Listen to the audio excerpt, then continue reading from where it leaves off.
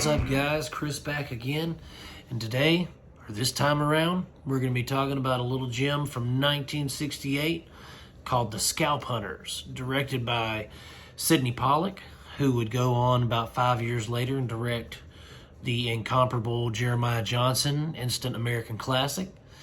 But in this, it's more of a comedy western. We get a great quadruple A-list cast. There's 4 amazing actors in here. We've got Burt Lancaster, because again, I'm on this Burt Lancaster dive, trying to check out his films, as many as I can that I can find. We've got Burt Lancaster. We've got Ossie Davis. Some of you may know him from, he's the Black JFK in Bubba Hotep. We have the always awesome Telly Savalas as our main bad guy, as our heavy. And then we have the beautiful Shelly as the kind of a subplot love interest supporting character. This movie would not be made today because it's full of heavy subjects like racism and misogyny and all that, typical Western stuff that happened back then. But it definitely wouldn't be made today with some of the racial comments that are made and things like that. Because you can tell I guess they tried to make it realistic, or they didn't care, one or the other. Probably a little bit of both. But, it is what it is, and so it wouldn't be made in 2023. That's why movies are so awesome, because they can encapsulate time periods that we no longer understand or comprehend, But anyway, so Burt Lancaster's a fur trapper, right? He gets some furs. He's on his way to go sell them, and he gets kind of shanghaied by a tribe of Kiowa Indians. And they take his furs from him, but then they give him Ossie Davis, who is a Comanche slave. And so they take him and they give him to Burt Lancaster as compensation for the furs that they're stealing from him. And Ossie Davis is a very affluent African-American gentleman in this film. He's well-read, well-educated, and he's like a complete contrast to Burt Lancaster's character, who is illiterate and kind of just the dumb cowboy. But, they play off of each other so well, and they have some really, really funny moments in the film together.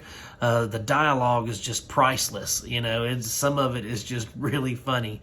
And then we get Telly Savalas, who is he's the leader of the Scalphunters, which is a group of kind of hired guns who go and kill Native Americans for the government and scalp them and sell the scalps. So that's why they're called Scalphunters. Burt Lancaster can't stand those types of people. And so when the Scalphunters, Telly Savalas, when they go and steal and kill all of the Indians that took, the furs from Burt Lancaster's character, Joe Bass, Burt Lancaster's like, well, that's not going to slide. So he and Ossie Davis go on this kind of comedic adventure to get his furs back and almost seek vengeance for these Native Americans that have been, killed by Telly Savalas and his henchmen. But yeah, the acting, the key to this just lies in the acting. I think the Ossie Davis steals the show, right? The performances are incredible, but he's really the standout. Like, I'm in it for Burt Lancaster, and the thing is, Burt Lancaster's not in this, but maybe 40 minutes out of the hour and 40-minute movie, So his role is sort of diminished, but Ossie Davis steps forward, and he really delivers. The chemistry that he has with everyone that he interacts with, Telly Savalas and Burt Lancaster, Shelly the way that he just interacts with each of them in unique and different ways is just a thing of beauty to watch, because his acting is just top shelf, and his humor is top shelf on top of that.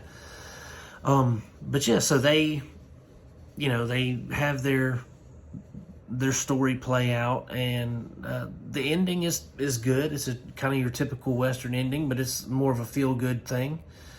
But overall, I'd probably give it about 3 stars, maybe 3.5. and I was watching it on Tubi.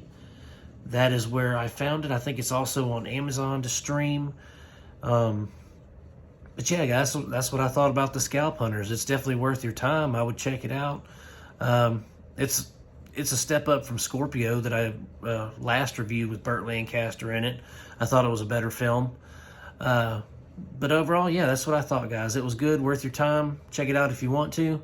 If you want to get connected with more Cinema Dolce content, go to Facebook, look us up with the magnifying glass, look up the group, and, you know, join up with us. Discuss like-minded things and whatnot about cinema. But anyway, guys, as long as you keep watching them, I'll keep making them. Peace out. God bless.